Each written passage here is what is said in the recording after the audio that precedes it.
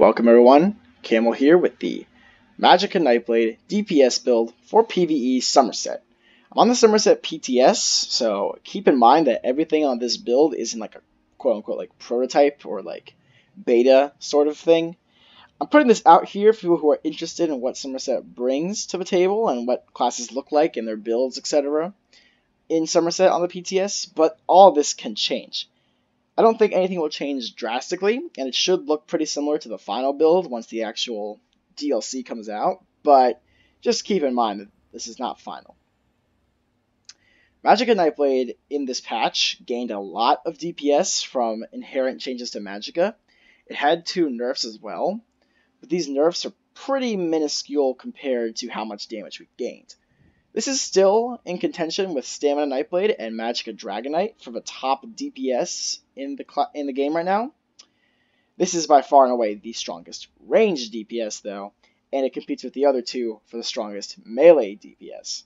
We'll go over why that is in this video. I'm going to show you the gear, the skills, champion points, rotation, all of that good stuff in this video. So, as far as gear, we still run the quote-unquote mama setup, so Mechanical Acuity and Master Architect. The cool thing is, though, now we get to run the Inferno Staff of Acuity on the front bar, infused with a Flame Damage enchant for the maximum damage. Staves now count as 2 parts of a set. Basically, that means we get to run 3 pieces of Acuity on the body, and the staff on the front bar. So we can proc this when we want to, more or less.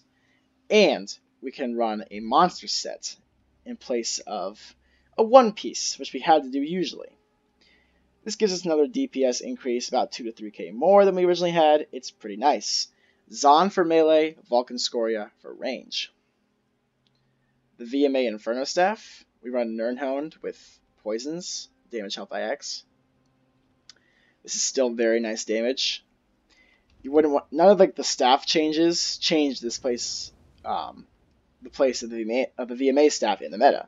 It's still incredibly strong. Like, light attacks are so important in DPS, especially now that this just increases it even more. And Blockade of Fire is still an incredibly strong dot. There's no reason to take this off if you have it. If you don't have it, you'll lose about 3k DPS, but it's not the end of the world. Like, it's not horrible. It won't totally cripple you, but you should try to get this if you can. If you wanted to run Infused here, you could with the weapon damage enchant.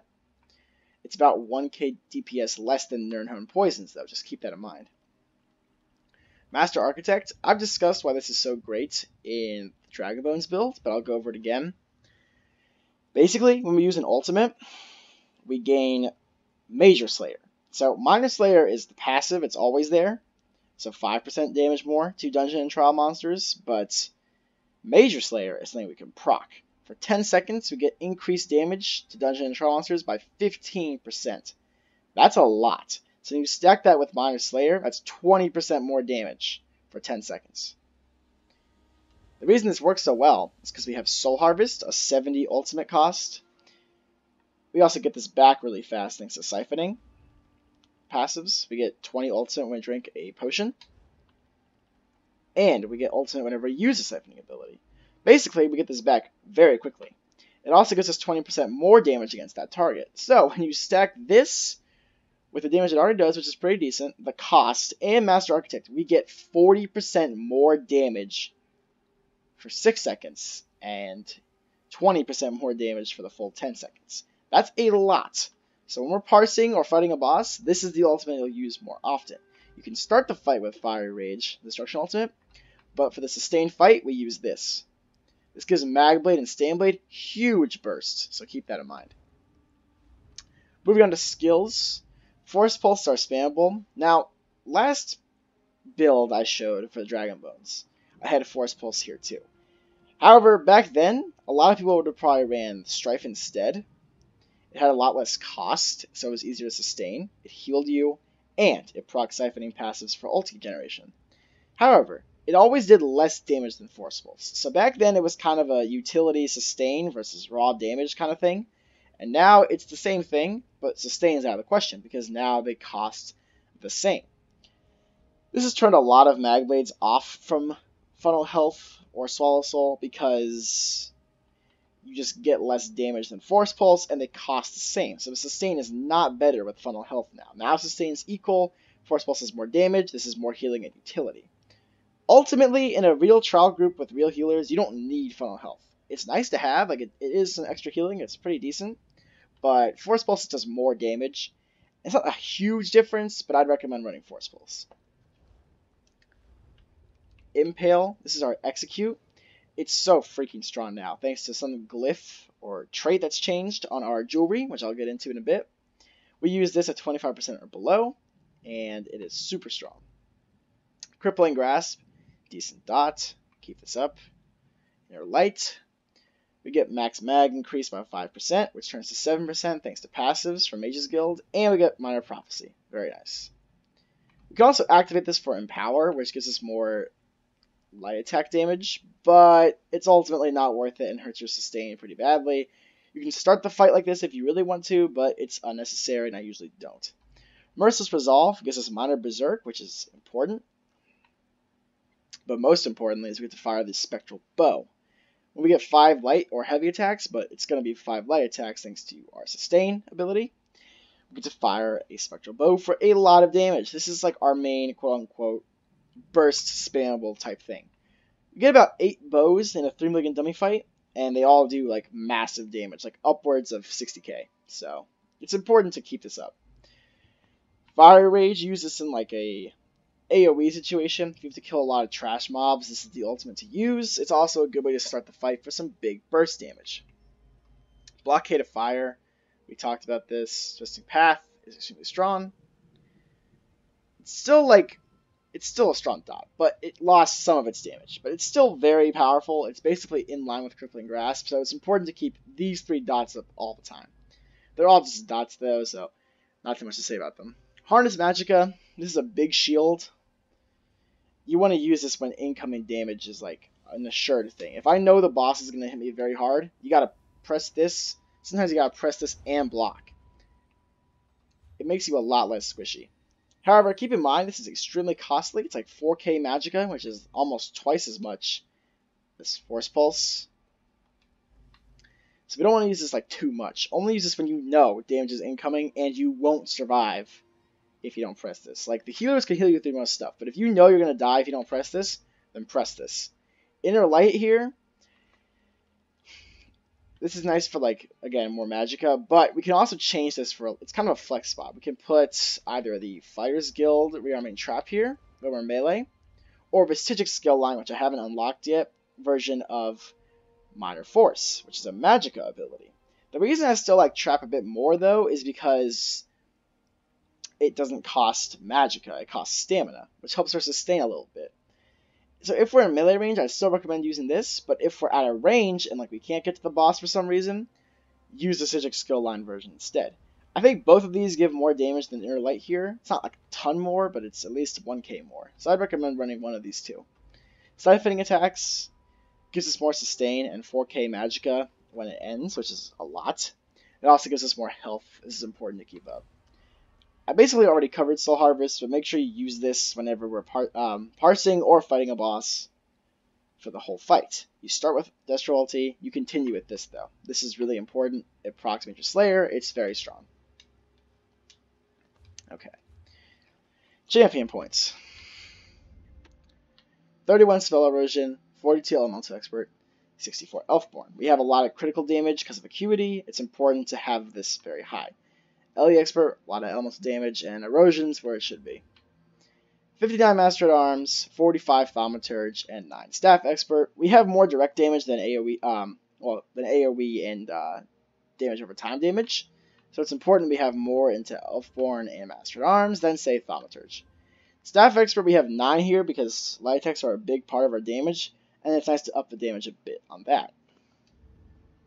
As far as red and green go, you want to prioritize these 3 and these 2, but it's up to you how much you have in here because every trial is different, every playstyle is different, so that's all up to you. Green tree, you want Warlord 52. These 2 actually matter, like they should be this all the time in my opinion. You want 75 Arcanist, 65 Tenacity, more mag recovery for light attacks. If we need a heavy attack, we want a decent amount there too. And then Shadow Ward Tumbling, that's up to you as well. Okay. Now, for rotation. I've kind of said this before, but Magblade doesn't have a set rotation. It kind of just changes as you go along. But there's some basic general guidelines to follow that I'll go over. So, to start most fights, you want to use an ultimate. I don't have one for this video, but just pretend we do, right? So you would use Soul Harvest or Destro ulti, Blockade, Twisting Path, Rearming Trap, Crippling Grasp, Force Pulse, Force Pulse, Force Pulse, Fire the Bow if we have it, alright? You want to make sure that these two are up all the time. I didn't start the fight because I just wanted to show that without making it too complicated, but you want to have these buffs up at all times. Basically, you want your dots up, right? So it's important to keep every dot up, apply on cooldown, and in the downtime we have between dots being up and down, to light attack Force Pulse. The more Force Pulses we get in, obviously we get some extra damage, but we also get to fire the bow a little faster, and also we get to apply status effects like Concussion, Minor Vulnerability, Chilled, Burning. That all increases our DPS a lot too, so it's important to get in more Force Pulses. So, I'll do it one more time, then I'll do it faster.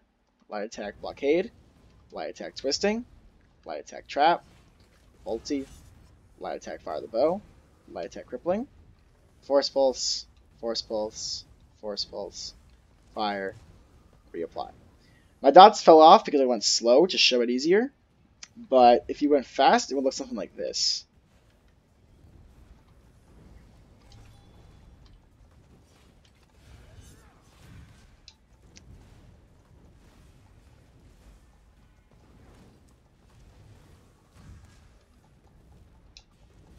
So as you can see, I'm applying the dots when I know they're about to fall off, like I knew Blockade was going there, Siphoning, etc. As we reach Execute, I can stop worrying with the dots as much and just focus on impaling the target down. I still want at least Blockade, because that is nice passive damage to increase our Execute.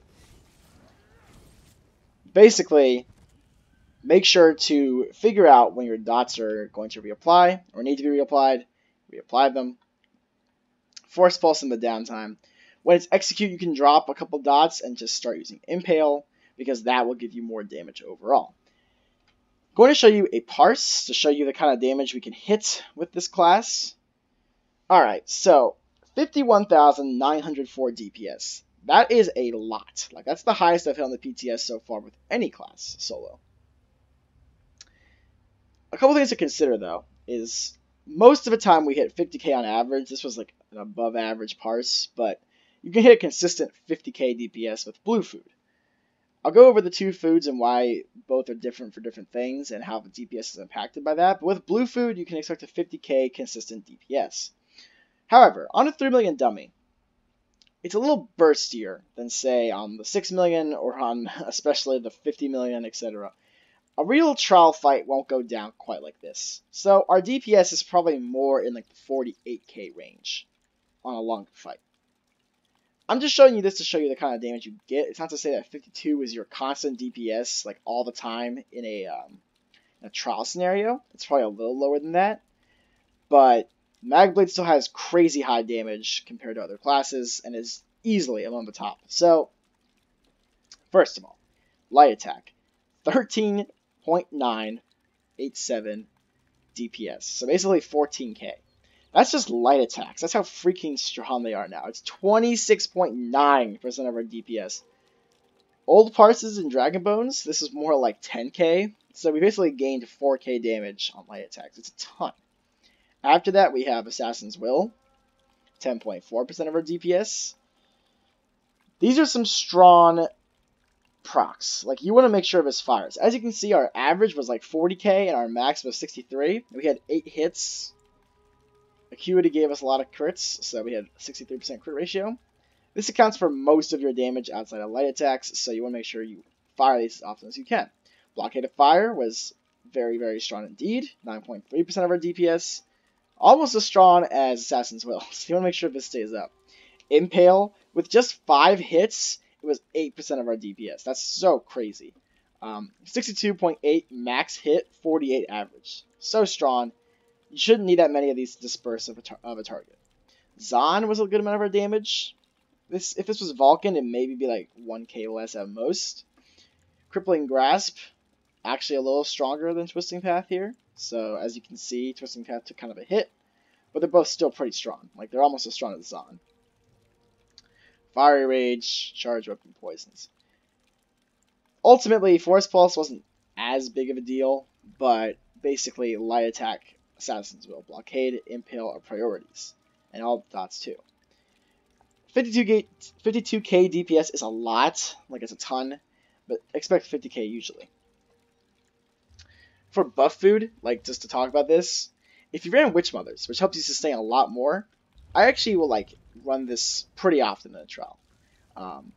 You basically lose like 1k DPS. The average is like 49, high 48-ish. But that's more accurate of your real trial damage, because you can sustain that a lot easier than blue food. Blue food will give you more damage overall, but it's a little harder to sustain. This is a choice you have to make. I mean, I know there's some trials where I can sustain blue food, and I'll run it no question. But if I know I'm going to have a trouble, like if there's a lot of targets to focus and such, I'll run Witch Mothers. It's not like one is necessarily better than the other. You can sustain blue food in a lot of trial fights thanks to your healers and such, but it's just always going to be harder to sustain than Witch Mothers. So just keep that in mind. You trade a little bit of damage for a lot of sustain. If I had to pick one, I'd probably say Witch Mothers is the more reliable food, and I run with it more often, but blue food will give you the max damage, and you can still sustain it pretty easily. Finally, in terms of like race and stuff, we're a Dark Elf. The reason we're a Dark Elf is because we have a lot of fire damage, so we basically get another 2k DPS-ish for free over High Elf. If you're a High Elf, it's not a huge deal, but you do lose some damage. Breton kind of works, not as well though. Dark Elf is the top race for this. Mundus Stone, you want the Lover when you're alone, but in a group you want the Apprentice because you're going to be over-penetrating otherwise, and you'll get more spell damage and overall more damage because of that. Ultimately, Magicka Nightblade is one of the strongest, if not the strongest, DPS in the game right now. In terms of both melee and ranged, it is unquestionably the strongest ranged target at the moment. It does more damage than Sorc or Templar. It competes with Standblade and DK for ranged a bit, but I think it's still slightly above those two as well. The class is very fun to play. It did take a little bit of a hit, but it also gained so much overall that it's still very much worth playing. I hope you all enjoyed this video. Thank you for watching. Goodbye.